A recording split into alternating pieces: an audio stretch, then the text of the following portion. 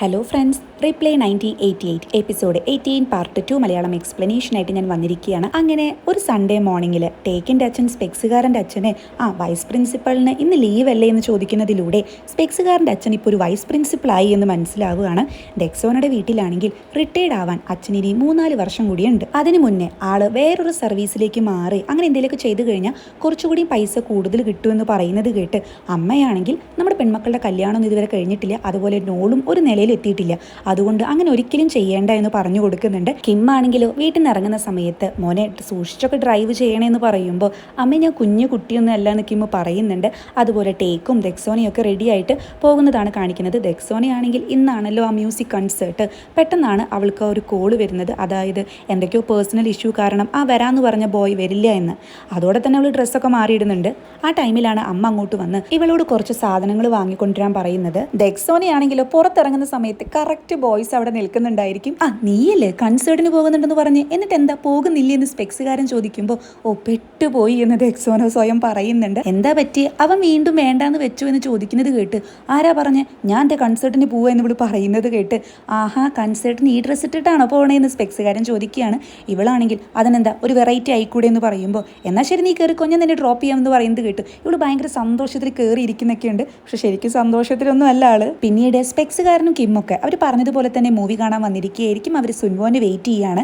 ആ സമയത്ത് ബോറാന front set ചെയ്ത ഡേറ്റിങ്ങിന് വേണ്ടിയിട്ട് ഒരു റെസ്റ്റോറൻറ്റിൽ ഇരിക്കുന്നത് കാണിക്കുന്നുണ്ട്.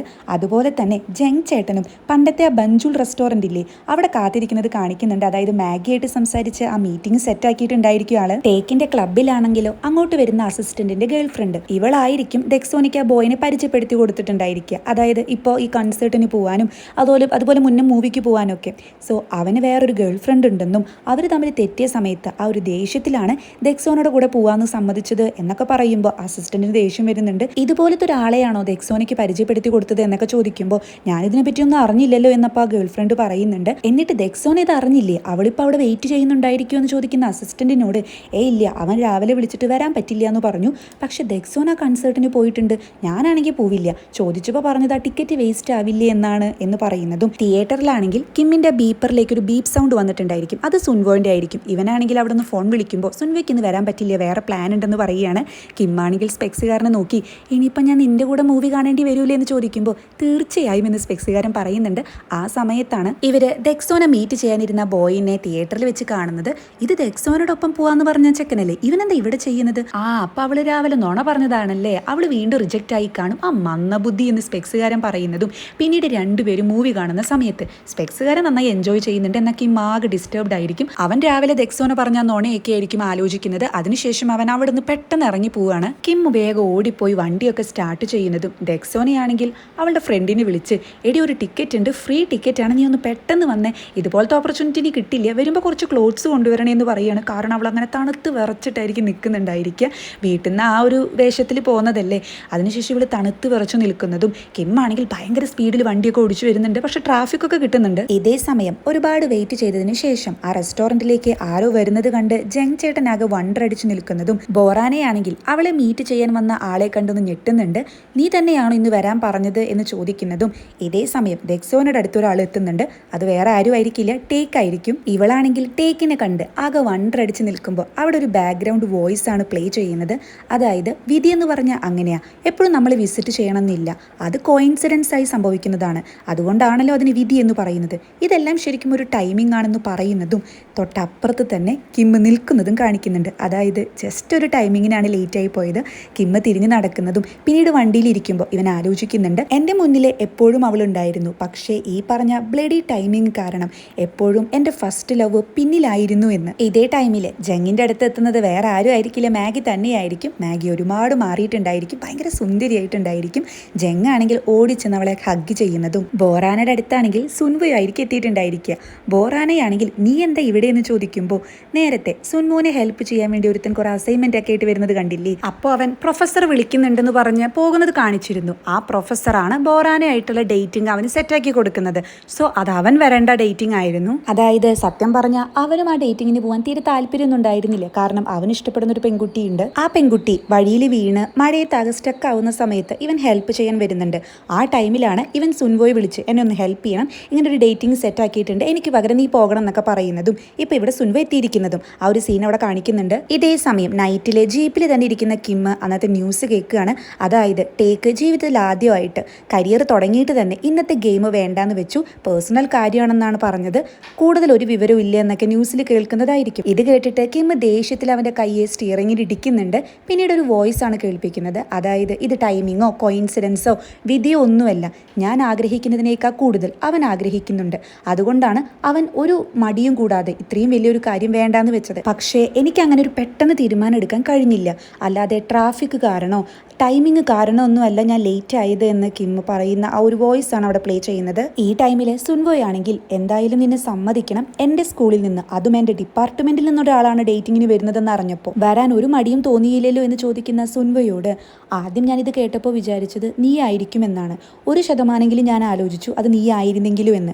പക്ഷേ പിന്നീടാണ് ഈ വരാൻ പോകുന്ന ആളുടെ നിക്കിനെയും പറഞ്ഞപ്പോൾ ആ 1% ചാൻസും പോയി എന്ന് എനിക്ക് മനസ്സിലായത്. പിന്നെ ഞാൻ വിചാരിച്ചു നിന്റെ ഡിപ്പാർട്ട്മെന്റിലെ ആളാകുമ്പോൾ എങ്ങനെയെങ്കിലും അവൻ പറഞ്ഞിട്ട് നീ ഇതറിഞ്ഞെങ്കിലോ, അങ്ങനെ അറിഞ്ഞു കഴിഞ്ഞാൽ ഡേറ്റിങ്ങിന് വരുന്നുണ്ടെന്ന് അറിഞ്ഞ് നിനക്ക് ദേഷ്യം വന്ന് അവന് പകരം നീ വന്നിരുന്നെങ്കിലോ എന്ന് വരെ ഞാൻ വിചാരിച്ചു. ശരിക്കും അതൊരു മണ്ടത്തരാണെന്ന് എനിക്കറിയാം, അങ്ങനെ ഒരു ചാൻസ് കുറവാണ്, എന്നിട്ടും ഞാൻ അങ്ങനെ ആഗ്രഹിച്ചു. ഇപ്പോൾ പറയുന്നത് ശരിയല്ല എന്നറിയാം, പക്ഷേ എനിക്ക് നിന്നെ ഒരുപാട് മിസ് ചെയ്യുന്നുണ്ടെന്ന് പറഞ്ഞ് ബോറാന കരയുകയാണ്. കൺസേർട്ടിന് പോയ ദെക്സോണിയാണെങ്കിലോ അവൻ വരാതിരുന്നത് വരുന്ന വഴിക്ക് അവൻ ആക്സിഡന്റ് പറ്റിയത് കൊണ്ടാണ്, അല്ലാതെ വേറെ ഒന്നും അല്ല കേട്ടോ എന്ന് പറയുമ്പോൾ എനിക്ക് മനസ്സിലായി എന്ന് പറഞ്ഞ് ടേക്ക് അവൻ്റെ കോട്ടെടുത്ത് ഇവൾക്ക് കൊടുക്കുകയാണ്. ഇവളാണെങ്കിൽ എനിക്ക് തണുക്കുന്നൊന്നും ഇല്ല എന്ന് പറയുമ്പോൾ എനിക്ക് ചൂടെടുക്കുന്നുണ്ടെന്നുമാണ് ടേക്ക് പറയുന്നത്. ഇവളാണെങ്കിൽ വീണ്ടും വീണ്ടും അത് തന്നെ പറയുന്നുണ്ട്, അതായത് എന്നെ അവൻ പറ്റിച്ചതൊന്നും അല്ല കേട്ടോ എന്ന്. ടേക്ക് ആണെങ്കിൽ അതിനൊന്നും പറയുന്നില്ല. പുറത്താണെങ്കിലോ മഴയത്ത് ജീപ്പിലിരിക്കുന്ന കിമ്മിൻ്റെ അവിടെ ഒരു ബുക്ക് കാണിക്കുന്നുണ്ട്. അതൊരു ഫേമസ് ആയിട്ടുള്ള ഇംഗ്ലീഷ് നോവലായിരിക്കും. അതിൽ പറയുന്നുണ്ട് ലൈഫ് എന്ന് പറഞ്ഞ ഒരു ചോക്ലേറ്റ് ബോക്സ് പോലെയാണ്, അത് തുറക്കുമ്പോഴേ നമുക്കറിയൂ എന്താ നമുക്ക് കിട്ടുക എന്ന്. അതായത് ചിലപ്പോൾ അതൊരു കയ്പുള്ള ചോക്ലേറ്റ് ആയിരിക്കാം. സോ ഞാൻ ചൂസ് ചെയ്തതും അങ്ങനെയുള്ളൊരു വിധിയാണ്. ഈ ഒരു ഇതിൽ എനിക്ക് ഒരിക്കലും സങ്കടം തോന്നുന്നില്ല, വിഷമം തോന്നുന്നില്ല, ഞാൻ ഒരിക്കലും തളരില്ല എന്ന് പറയുന്ന ഒരു വോയിസ് ക്ലിപ്പോട് കൂടി ആ ഒരു ഇത് അവസാനിക്കുകയാണ് അവിടെ. പിന്നീട് കാണിക്കുന്നത് ഇപ്പോഴത്തെ ദെക്സോണിയെ, അതായത് കഥ പറഞ്ഞു തുടങ്ങിയ ദെക്സോണിയെയാണ്.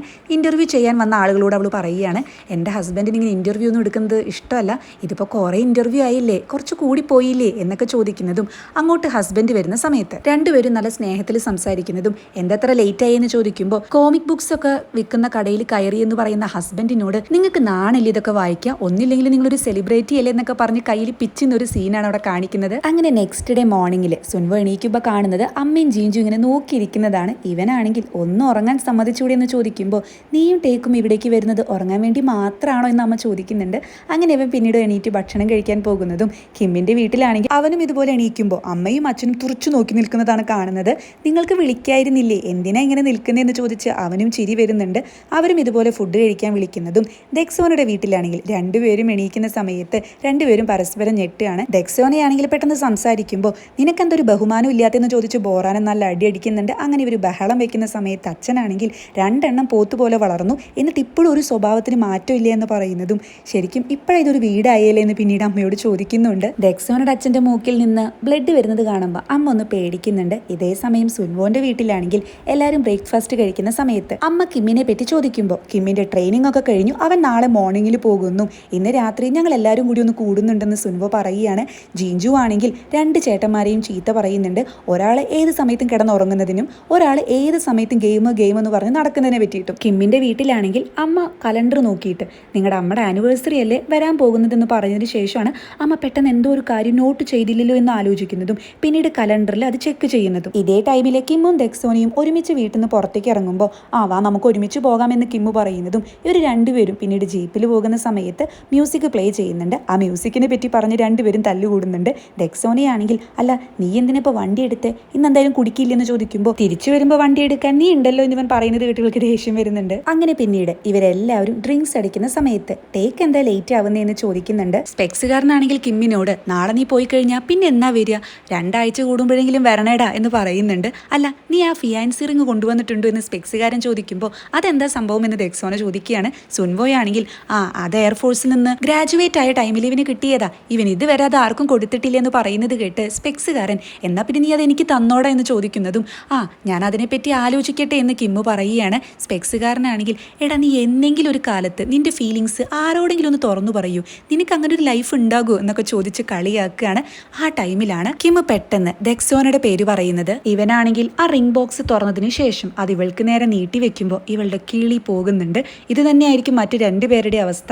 ഇവനാണെങ്കിൽ ഞാൻ ഗ്രാജുവേറ്റ് ആയതിനു ശേഷം അപ്പോൾ തന്നെ തരണമെന്ന് വിചാരിച്ചതാണ്, പക്ഷേ അന്ന് പറ്റിയില്ല. ഇന്നിപ്പോൾ ഇത് ഞാൻ നിനക്ക് തരികയാണ്, എനിക്ക് നിന്നെ ഇഷ്ടമാണ്, ഒരുപാട് ഇഷ്ടമാണ് എന്ന് പറയുമ്പോൾ ഒരു നൈസ് മ്യൂസിക് അവിടെ പ്ലേ ചെയ്യുന്നുണ്ട്. എല്ലാവരും അന്തം വിട്ട് സൈലന്റ് ആയി ഇരിക്കുകയാണ്. കിമ്മാണെങ്കിൽ നിനക്ക് വേണ്ടി ഞാൻ എന്തൊക്കെ കാര്യങ്ങളാണ് ചെയ്തിട്ടുള്ളതെന്ന് നിനക്കറിയൂ എന്ന് ചിരിച്ചുകൊണ്ട് പറയുകയാണ്. സ്കൂളിൽ പഠിക്കുന്ന സമയത്ത് ഡെയിലി നിന്റെ കൂടെ ഒരുമിച്ച് ഇറങ്ങാൻ വേണ്ടി 1 മണിക്കൂർ വരെ ഞാൻ വെയിറ്റ് ചെയ്തിട്ടുണ്ട്. അതുപോലെ എന്നും നൈറ്റിൽ നീ വരാതെ ഞാൻ കിടക്കാറില്ല, കാരണം നീ എല്ലായിടത്തും ഉറങ്ങിപ്പോയോ, നീ എന്താ ലേറ്റ് ആവുന്നേ എന്നൊക്കെയായിരിക്കും എൻ്റെ മനസ്സിൽ. കിം ഇത് പറയുമ്പോൾ സ്പെക്സുകാരനാണെങ്കിൽ പതുക്കെ എടാ ഇവൻ സീരിയസ് ആണെന്നാ തോന്നുന്നത് എന്ന് പറയുന്നതും സുൻവോ മിണ്ടാതിരിക്കുക എന്ന് പറയുന്നുണ്ട്. കിമ്മാണെങ്കിൽ എല്ലാ ദിവസവും ബസ്സിലേക്ക് ഞാൻ ലേറ്റ് ആയിട്ട് ഓടിയെത്തുമ്പോഴും നമ്മൾ അന്നൊരുമിച്ച് കൺസേർട്ടിന് പോയപ്പോഴും പിന്നെ ബർത്ത്ഡേക്ക് നീ ആ ഷർട്ട് ഗിഫ്റ്റായി തന്നപ്പോഴും എല്ലാം എനിക്കൊരു ഭ്രാന്ത് പോലെയായിരുന്നു, എനിക്ക് ഒരുപാട് സന്തോഷമായിരുന്നു എന്ന് പറയുന്നത് കേട്ട് സ്പെക്സുകാരൻ വീണ്ടും പറയുന്നുണ്ട് എടാ അവൻ ശരിക്കും സീരിയസ് ആണ്. സുൻവോ ആണെങ്കിൽ മിണ്ടാതിരിക്കുന്നു പറയുന്നുണ്ട്. കിമ്മാണെങ്കിൽ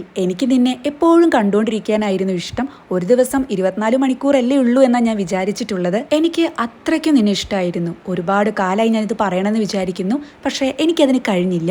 എനിക്ക് ശരിക്കും നിന്നെ ഇഷ്ടമാണ് എന്ന് പറയുമ്പോൾ ദെക്സോനയുടെ കണ്ണിൽ വെള്ളമൊക്കെ നിറയുന്നുണ്ട്. അവൾ ഒന്നും പറയാതെ പ്രതികരിക്കാതെ ഇരിക്കുകയാണ്. ഇവള് തിരിച്ചൊന്നും പറയാത്തത് കൊണ്ടാണോ എന്നറിയില്ല, ഒരു നിശബ്ദതയ്ക്ക് ശേഷം പെട്ടെന്ന് തന്നെ ആ ഒരു നിശബ്ദതയെ ബ്രേക്ക് ചെയ്തുകൊണ്ട് സ്പെക്സുകാരനെ നോക്കി എന്താ നിനക്കിപ്പോൾ സമാധാനമായില്ലേ എന്ന് ചോദിക്കുകയാണ്. സ്പെക്സുകാരനാണെങ്കിൽ സമാധാനോ, നീ എന്താ ഉദ്ദേശിക്കുന്നതെന്ന് ചോദിക്കുമ്പോൾ സുൻവോയ്ക്ക് പെട്ടെന്ന് കാര്യം മനസ്സിലാവുകയാണ്. അതായത് തൊട്ട് മുൻപ് സ്പെക്സുകാരൻ പറഞ്ഞല്ലോ നീ ആരോടെങ്കിലും നിന്റെ ഫീലിങ്സ് ഒന്ന് പറഞ്ഞിട്ട് പറയുന്നത് കേൾക്കാൻ പറ്റുമെന്ന്, അതിനെപ്പറ്റിയാണ് കിമ്മ ചോദിക്കുന്നത്. എല്ലാവരും ചിരിക്കുകയാണ്.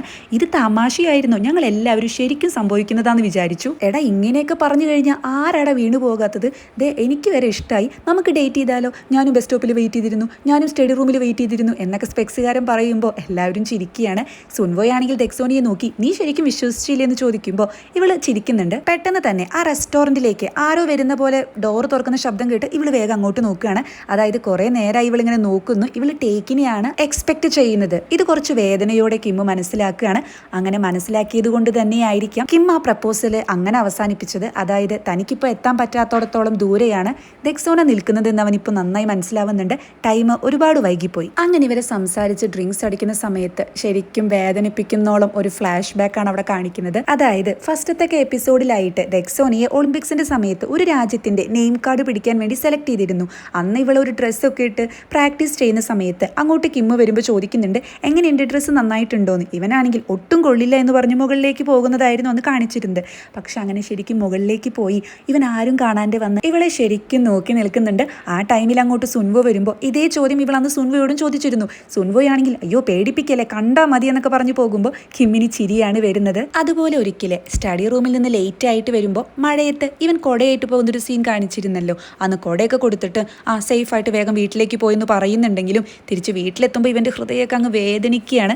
ഇവൻ അത്രയ്ക്കും പ്രണയത്തിലായിരുന്നു അന്ന്. അതുപോലെ ഒരു ക്രിസ്മസിന്റെ ടൈമിലാണ് ഇവൻ പുറത്തേക്ക് വരുമ്പോൾ നോള് നിൽക്കുന്നത് കണ്ട് ഇവൻ ഒരു ഗിഫ്റ്റ് എടുത്ത് കൊടുക്കുന്നത്. അന്ന് അവൾക്കൊരു പിങ്ക് ഗ്ലൗസ് കിട്ടിയിരുന്നില്ലേ, ടേക്കും കിമ്മും ഒരുമിച്ച് കൊടുത്തത് ആ ഒരു ഗിഫ്റ്റ് ആയിരുന്നു അത്. നോളാണെങ്കിൽ ഇതെന്തിനാ ചേച്ചിക്ക് കൊടുക്കുന്നതെന്ന് പറയുമ്പോൾ ക്രിസ്മസ് ഗിഫ്റ്റ് ആണെന്ന് ഇവൻ പറയുന്നുണ്ട്. നോളാണെങ്കിൽ ആകെ സംശയിച്ച് നിൽക്കുമ്പോൾ ഇങ്ങോട്ട് താലെങ്കിൽ ഞാൻ കൊടുക്കാം എന്നൊക്കെ പറഞ്ഞ് ഇവൻ അടിക്കാൻ പോകുന്നതൊക്കെ കാണിക്കുന്നുണ്ട്. അങ്ങനെ ഒരു ഫ്ലാഷ് ബാക്ക് ആണ് അവിടെ കാണിക്കുന്നത്. അതായത് കിമ്മി പറഞ്ഞതൊന്നും വെറുതെയല്ല, കിമ്മിന് ഒരുപാട് മുന്നേ ഇവളോട് ഇഷ്ടമുണ്ടായിരുന്നു, അതല്ല ഇപ്പോഴാണ് കാണിക്കുന്നത്. അങ്ങനെ ഹോട്ടലിലാണെങ്കിൽ ഇവർ ഓരോന്നും പഴയ കാര്യങ്ങളൊക്കെ പറഞ്ഞ് ചിരിച്ച് സംസാരിക്കുന്നതും അതിനുശേഷം ഇവർ വേറൊരു ഹോട്ടലിലേക്ക് പോവുകയാണ്. ടേക്കിനോട് അങ്ങോട്ട് വരാൻ പറയുമെന്ന് സ്പെക്സുകാരൻ പറയുന്നുണ്ട്. അതുപോലെ എടാ എന്നാലും നീ നേരത്തെ പ്രപ്പോസ് ചെയ്തത് അത് കേട്ട് കഴിഞ്ഞാൽ ആരാണെങ്കിലും വീണു പോകുമെന്ന് പറയുന്നതും ആ ടേബിളിലാണെങ്കിൽ ഇവർ പോയതിനു ശേഷം ആ റിങ് അവിടെ ഇരിക്കുന്നത് കാണിക്കുന്നുണ്ട്. അതായത് കിം ആ റിങ് അവിടെ ഉപേക്ഷിച്ചിട്ടാണ് പോകുന്നത്. തൻ്റെ ആദ്യത്തെ പ്രണയം എന്നാൽ അത് പേടി കൊണ്ടോ അല്ലെങ്കിൽ ഈഗോ കൊണ്ടോ എന്തൊക്കെയോ കൊണ്ടോ പറയാതെ ഒരുപാട് ലേറ്റ് ആയപ്പോൾ അത് ഒരുപാട് അകന്നു പോയി എന്ന് മനസ്സിലാക്കുന്ന കിമ്മ് തന്നെ അവസാനം തനിക്ക് തോന്നിയ ഫീലിങ്സ് അത് ദെക്സോനയ്ക്കോ മറ്റുള്ളവർക്കോ ഒന്നും ഒരു ഇറിറ്റേഷൻ ആവാതെ ഒരു കരട് പോലെ കിടക്കാനാവാതെ ഒരു തമാശ എന്നോണം അവൻ ശരിക്കും അത് തുറന്നു പറഞ്ഞു എന്നുള്ളൊരു ആത്മസംതൃപ്തിയോടെ അതവിടെ ഉപേക്ഷിക്കുകയാണ്. അങ്ങനെ കിമ്മാണോ ടേക്കാണോ ദെക്സോനയ്ക്ക് പേരായിട്ട് വരിക എന്നൊരു നീണ്ട നാളത്തെ സംശയം സംശയത്തിന് ശേഷം അതെന്തായാലും കിം അല്ല എന്ന് മനസ്സിലാക്കി തന്നാണ് എപ്പിസോഡ് 18 ഒരു സങ്കട രീതിയിൽ അവസാനിക്കുന്നത്.